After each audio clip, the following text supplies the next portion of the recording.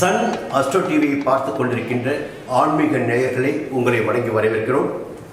தொடர்ந்து நமது சேனல் உங்களுக்கு ஆன்மீக பதிவுகளை வழங்கி வருகிறது. உங்களுடைய வாழ்க்கையை வளமாக்குவதற்காக எங்களுடைய பணியினை நாங்கள் மேற்கொண்டிருக்கின்றோம். அந்த பணியின் ஒரு வழியாக பிறக்கப் போகின்ற தமிழ் புத்தாண்டு உங்களுக்கு எத்தகைய பலன்களை வழங்கிடப் போகிறது, மகர ராசினரான உங்களுக்கு இந்த புத்தாண்டு எத்தகைய பலன்களை வழங்கும். இப்போதான் 7.5 சனியுடைய பாத சனிக்கு வந்திருக்கீங்க. சனி பயிற்சி நடந்திருக்கு, குரு பயிற்சி நடக்க போகுது, ராகுகேது பயிற்சி அக்டோபர் மாதத்துக்கு பிறகு உங்களுக்கு நடக்க போகுது. இந்த கிரக பயிற்சிகள் உங்கள் வாழ்க்கையில் திருப்புமுனை உண்டாக்குமா, இப்பொழுது இருக்கின்ற நிலையில் மேலும் சங்கடத்தை உண்டாக்குமா? ஏன்னா தொடர்ந்து சில ராசினருக்கு சங்கடங்கள் உண்டாவதற்கு வாய்ப்புகள் உண்டு. ஆனால் நீங்கள் சங்கடத்திலிருந்து விடுபட்டு கொண்டிருக்கிறீர்கள் என்று சொல்லுங்கள். 7.5 சனி சில பேருக்கு சொல்லிட்டு பயமுறுத்திட்டு இருப்பாங்க. மகர ராசினருக்கு இது 7.5 சனி காலம், இது பாத சனி காலம், எல்லாம் சரிதான். அப்போ இந்த 7.5 சனி யாருக்கு பாதிப்பினை உண்டாக்கும்? 30 வயதிற்கு உட்பட்டவர்களுக்கு தான் 7.5 சனி பாதிப்பினை உண்டாக்கும். 30 வயதிற்கு மேலே போயிட்டாவே அது 2வது சுற்று சொல்றது. முதல் சுற்றில் இருக்கின்ற சங்கடங்களை நீக்கி வைத்து 2வது சுற்றில் பொங்கு சனியாக, முதல் சுற்றில் நீங்கள் இழந்த செல்வத்தை எல்லாம் மீட்டு எடுக்கின்ற காலமாக 2வது சுற்று இருக்கும். அப்போ 30 வயதிற்கு மேற்பட்டவர் மகர ராசினருக்கு இந்த காலம் யோக காலமாக இருக்கும். இந்த நேரத்தில் உங்கள் ராசிக்கு 3ஆம் இடத்தில் சஞ்சரித்துக் கொண்டிருக்கின்ற குரு பகவான் ஆண்டின் தொடக்கத்தில் 10 நாட்கள் கழித்து 4ஆம் இடமான மேஷ ராசிக்கு செல்ல இருக்கின்றார். அதே 4ஆம் இடத்தில் தான் ராகு பகவான் சஞ்சரித்துக் கொண்டிருக்கின்றார். உங்கள் ராசிக்கு 10ஆம் இடத்தில் கேது பகவான் தொழில் ஸ்தானத்தில் சஞ்சரித்துக் கொண்டிருக்கின்றார். எப்படி பார்த்தாலும் நெருக்கடி தான் உங்களுக்கு. ஓய்வு இல்லை, உறக்கம் இல்லை, தொழிலில் முன்னேற்றம் இல்லை. இப்படியெல்லாம் கடந்த ஆண்டில் உங்களுக்கு சங்கடம் சங்கடம் சங்கடம் தான். என்ன செய்தாலும் விருத்தி இல்லை என்பது உங்களுடைய இலக்காக இருக்கும். ஒரு மன குமுறலாக கூட இருக்கும். எல்லா தெய்வத்தையும் வணங்கிட்டோம், எதுவுமே நமக்கு நடக்கலையே என்பதும் உங்களுடைய குறைபாடாக இருக்கும். இந்த நேரத்தில் உங்களுக்கு இருக்கின்ற நன்மைகளையும் சொல்ல வேண்டிய கடமை எங்களுக்கு இருக்கிறது. அக்டோபர் மாதம் வரையில் தான் உங்களுக்கு சங்கடங்கள். அதன் பிறகு பார்த்தீங்கன்னா ராகுகேது பயிற்சி. அந்த ராகுகேது பயிற்சி உங்களுக்கு 3ஆம் இடத்திற்கு ராகு வருகின்றார். 3ஆம் இடத்திற்கு வருகின்ற ராகு இத்தனை நாளும் நீங்கள் சங்கடப்பட்டு வந்த நிலையை மாற்றி அமைத்து நீங்கள் முன்னேறுவதற்கு எத்தனை வழிகள் இருக்கிறதோ அத்தனை வழிகளையும் திறந்து வைத்து உங்களுக்கு வழிகாட்டப் போகிறார். எதிர்காலம் என்பது அக்டோபர் மாதத்திற்கு பிறகு உங்களுக்கு ஆரம்பமாக இருக்கிறது.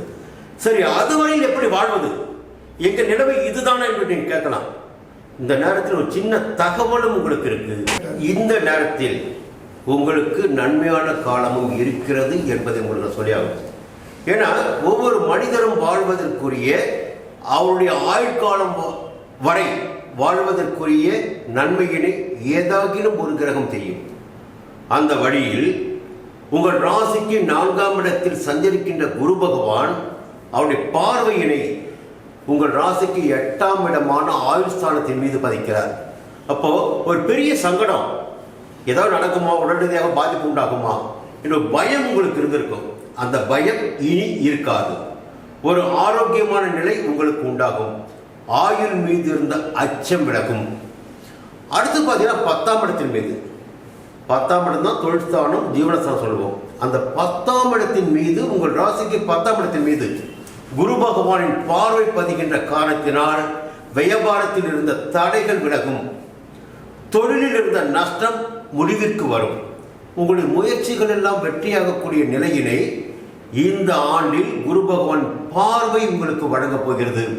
ஒரு சிலர் புதிய வியாபாரத்தையும் தொடங்குவீர்கள். அது உங்களுக்கு லாபத்தை அதிகரிக்கும்.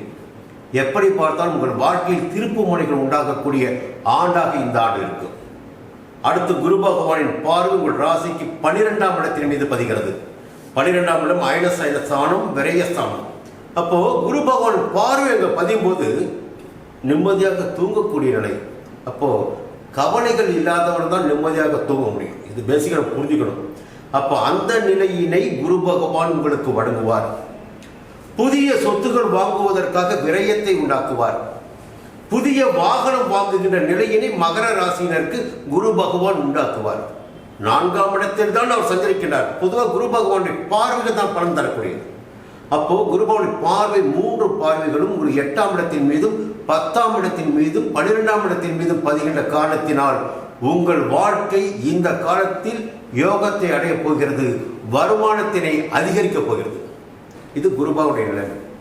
அடுத்து பார்த்தீங்கன்னா, முதல்ல சொல்லிட்டேன், ராகு பயிற்சி என்பது உங்களுக்கு யோகமாக இருக்க போகிறது. 3ஆம் இடத்திற்கு அக்டோபர் மாதத்திற்கு பிறகு ராகு பகவான் சஞ்சரிக்க இருக்கின்றார். அத்தனை முன்னேற்றங்களையும் நீங்கள் இழந்த இழப்புகளையெல்லாம் ஈடு செய்யக்கூடிய வழியினையும் ராகு பகவான் உங்களுக்கு வழிகாட்டுவார். மேலை நாட்டினருக்கு தொடர்புகளை உங்களுக்கு அதிகரிப்பார்.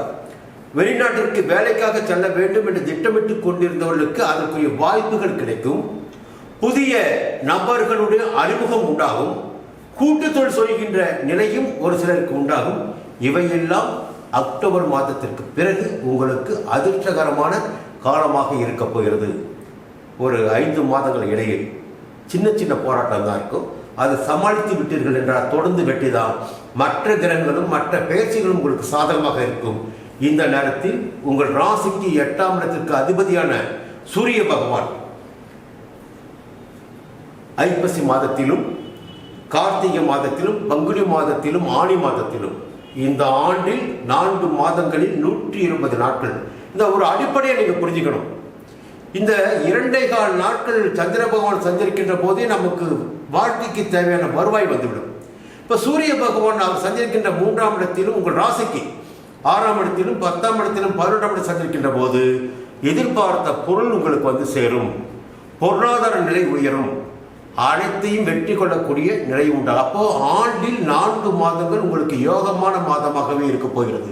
அதுவும் உங்களுக்கு அதிர்ஷ்டத்தை வழங்கும் என்பதால் உங்களுடைய குல தெய்வத்தை வழிபட்டு வருவதும் இஷ்ட தெய்வத்தை வழிபட்டு வருவதும் ஒரு முறை திருநள்ளார் சென்று சனி பகவானை வழிபட்டு வருவதும் சங்கடங்களில் இருந்து நீங்கள் விடுபடுவதற்குரிய காலமாக இந்த ஆண்டு உங்களுக்கு இருக்கும்.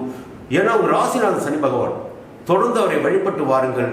அவர் உங்களுடைய சங்கடங்களை தீர்த்து வைப்பார் என்று சொல்லி விடைபெறுகிறேன்.